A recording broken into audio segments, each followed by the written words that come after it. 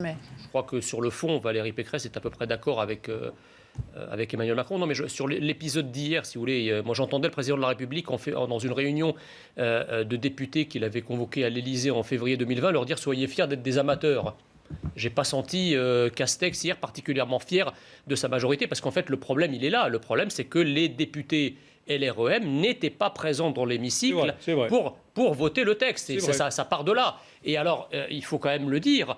Un certain nombre de députés, et c'est pour ça qu'aussi que le macronisme, le système macroniste en général, a un problème avec la démocratie parlementaire, c'est qu'un certain nombre de députés ne comprennent pas finalement l'intérêt de ce débat. Ils auraient voulu que les choses se votent sans qu'il y ait de discussion, sans qu'il y ait d'amendements. Ils sont dans un... Et alors, je ne parle même pas des amendements de certains députés. Au chef de file de la République En Marche. Je ne commente même pas un certain nombre d'amendements des LREM qui laissent rêveur, comme effectivement, parce que c'est un amendement, ce n'est pas simplement la tribune. C'est un amendement qui propose de faire payer les soins aux non-vaccinés. Non mais c'est un amendement d'un républicain qui s'appelle Sébastien Huyghe. Peu importe, mais je crois que beaucoup de LREM sont d'accord avec ça. Quand on pense que Salah Abdeslam, quand il a été blessé, personne ne s'est posé la question de savoir s'il fallait le soigner ou pas. Là, on se pose la question de savoir si on va soigner un non-vacciné. Mais on est chez les fous. C'est marrant qu'on se pose la question. Je pense que si, je ne sais pas, Marine Le Pen ou Éric Zemmour avaient parlé comme ça, on aurait eu la terre entière des journalistes qui se seraient précipités comme un troupeau de taureaux en furie contre eux, en pointant du doigt le fait qu'ils stigmatisent, qu'ils attisent la haine contre une catégorie de personnes, etc. Bizarrement, je vois la presse quand même tout en retenue par rapport à ces déclarations. Je rappelle quand même que Emmanuel Macron, dans un tweet posté le 31 décembre à 21h45, très exactement, disait « Soyons bienveillants, soyons tolérants ». Je ne comprends pas que 4 jours après, il fait cette sortie particulièrement brutale, particulièrement violente vis-à-vis d'une catégorie de Français. Où est la bienveillance et la tolérance dont il se targuait 4 jours auparavant? Yves Durand, oui, on va faire des...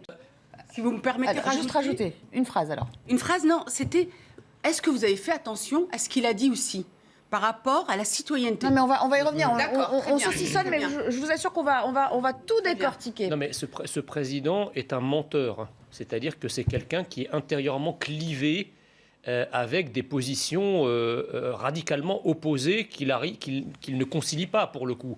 Quand il vous affirme, il y a quelques mois, que jamais aucun Français ne sera empêché d'aller boire un café ou d'aller dans un restaurant parce qu'il n'aura pas d'autorisation vaccinale de le faire, et que hier, il nous explique que ceux qui ne sont pas vaccinés n'auront pas le droit d'aller boire un canon, comme il dit, ou boire un café, à quelques semaines ou quelques mois d'intervalle, je veux dire, c'est l'effort pour rendre les citoyens fous.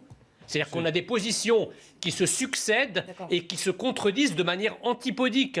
Donc ce président rend les Français fous, tout simplement. Yves Durand, quand il dit il joue un coup de poker, ça peut être à double tranchant, ça peut se retourner contre lui facilement. Ça peut être à double tranchant parce qu'en fait, la logique qui a été adoptée depuis au départ est une logique fallacieuse. Elle consiste à dire que ceux qui ne se vaccinent pas sont égoïstes et sont irresponsables. Moi, je considère, et je rejoins en cela les propos de Mme Mfadel, c'est que je considère que ceux qui, au regard du bénéfice-risque du vaccin, présentent des fragilités à raison de leur comorbidité ou de leur âge, ne se vaccinent pas, d'accord, effectivement, ça pose problème. Mais il fallait effectivement commencer ce raisonnement par capillarité qui consiste à dire pour protéger les catégories les plus fragiles, on va vacciner massivement la classe d'âge qui est juste en dessous.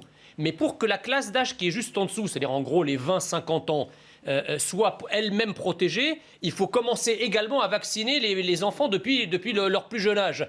Donc en fait, on commence par cercle concentrique pour vouloir protéger une population qu'on ne veut pas cibler d'entrée de jeu en l'obligeant d'une manière ou d'une autre à se vacciner. Par capillarité, on oblige 67 millions de Français à se vacciner exclusivement pour protéger les personnes fragiles et les personnes vulnérables pour leur âge ou pour les autres maladies qu'ils peuvent avoir. Donc qui sont les égoïstes ? Les égoïstes ne sont pas les millions de Français qui n'ont quasiment aucun risque de contracter un Covid long et encore moins d'en mourir. Les égoïstes, ce sont ceux qui présentent des vulnérabilités et qui justement refusent de se protéger en faisant porter la charge et la responsabilité de la vaccination à la société tout entière. Il est là le problème politique. Ils sont encore nombreux dans cette...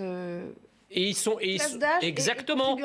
Exactement. Et c'est pour faire court, c'est les boomers cette génération de boomers auquel appartient Monsieur Durand, d'où sa hargne et son hystérie sur l'histoire vaccinale. Lui, je crois qu'il l'a fait pour le coup.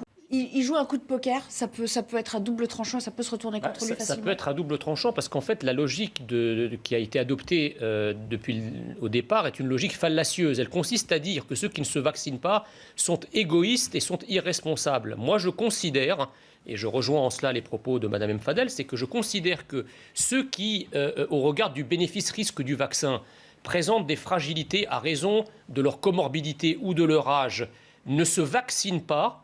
D'accord ? Effectivement, ça pose problème, mais il fallait effectivement commencer ce raisonnement par capillarité qui consiste à dire pour protéger les catégories les plus fragiles, on va vacciner massivement la classe d'âge qui est juste en dessous. Mais pour que la classe d'âge qui est juste en dessous, c'est-à-dire en gros les 20-50 ans, soit elle-même protégée, il faut commencer également à vacciner les enfants depuis leur plus jeune âge.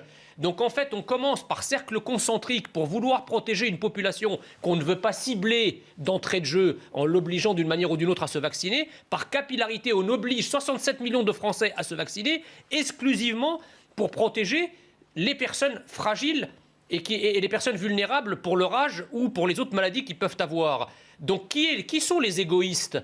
Les égoïstes ne sont pas les millions de Français qui n'ont quasiment aucun risque de contracter un Covid long et encore moins d'en mourir. Les égoïstes, ce sont ceux qui présentent des vulnérabilités et qui justement refusent de se protéger en faisant porter la charge et la responsabilité de la vaccination à la société tout entière. Il est là le problème politique. Ils sont encore nombreux dans cette...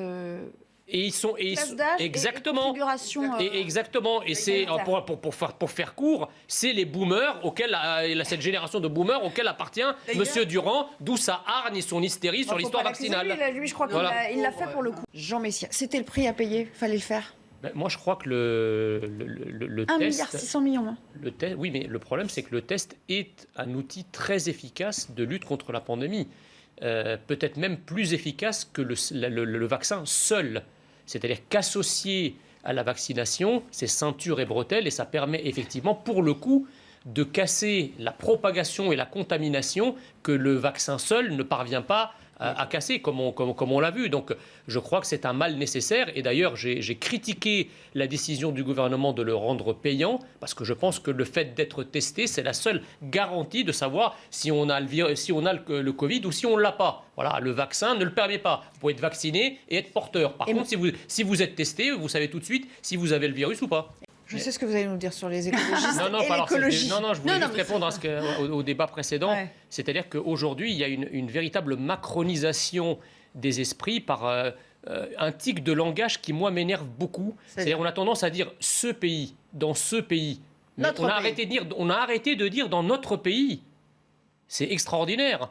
L'insécurité dans ce pays, la crise dans ce pays, le sentiment dans ce pays, mais c'est pas ce pays. Ce pays n'est pas n'importe quel pays, c'est le nôtre. Donc il faut commencer par dire notre pays. Et cette macronisation des esprits qui consiste à déraciner notre pays, ne serait-ce que dans la sémantique, est très inquiétante. C'est qu'on dit ce pays est notre planète. Ça, c'est vrai. Ouais, c'est complètement fou.